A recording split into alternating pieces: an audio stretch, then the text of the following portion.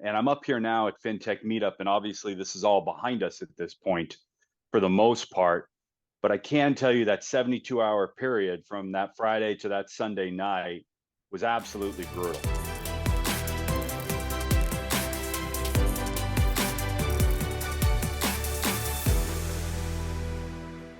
Take a look at my friend Mart Voss from a company called Echo Investments. It's a startup. They do a robo-investing white label platform for credit unions. He's got a few clients. He had a bank account at Silicon Valley Bank because that's where his VC firm referred him to.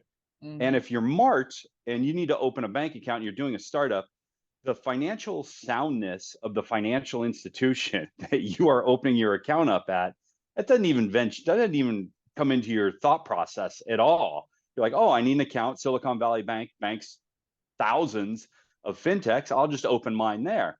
So lo and behold, last Wednesday, Mart starts getting text messages, emails, phone calls from his investors saying, hey, you might want to take your money out of Silicon Valley Bank. Now, Mart's got problems with development. Mart's got problems with distribution. Mart's got problems with selling. Mart's got problems. He's got a lot of things on his plate. Worrying about where his money's held was not high on his list of things that he was going to have to deal with. Yeah, it was a series of bad decisions, but they didn't do anything that the regulators, they didn't do anything illegal, right? They weren't hiding money. They weren't doing anything like that. They were just making poor decisions, and a series of poor decisions coupled with the run on the bank was death. So that's why it's an anomaly. It's not going to be the norm, is what I'm. Right. If I were a betting man, and I am in Vegas and I am a betting man, I would bet that it will be an anomaly rather than the norm. The decisions that they were making were interesting. The fintechs, of course, with where to put their money, now that they have to pay attention to the financial soundness, and the credit unions were the beneficiaries, because the topic of conversation came, well, how do you tell if a financial institution's well run when you're not versed as a fintech in the balance sheet operations of a financial institution?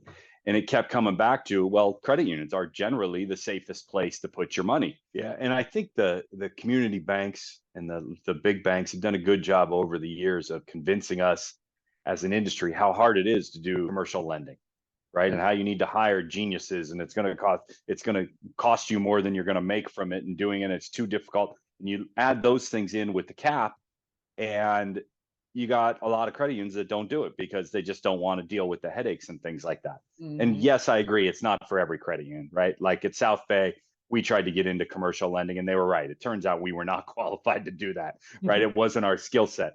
But for a lot of credit unions, it is their skill set and they can do it. And I think you'll see more and more jumping into it. Like I said, there were probably about 20, 22 credit unions in the room, and they all had different opinions on it. Some of them had already communicated with their membership and put the letter out: safety, soundness, credit union ethos, all that good stuff.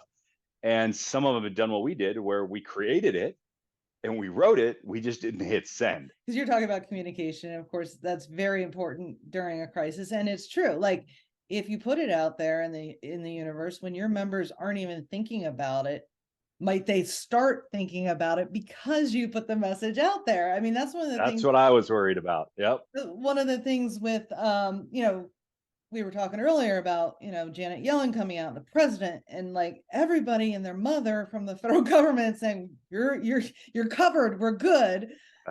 Are they creating more crisis than might otherwise have been? Because, oh my God, the president's paying attention to this. Maybe we should be paying attention to it now. Yeah. And I think over communicating is always better than under communicating. I agree.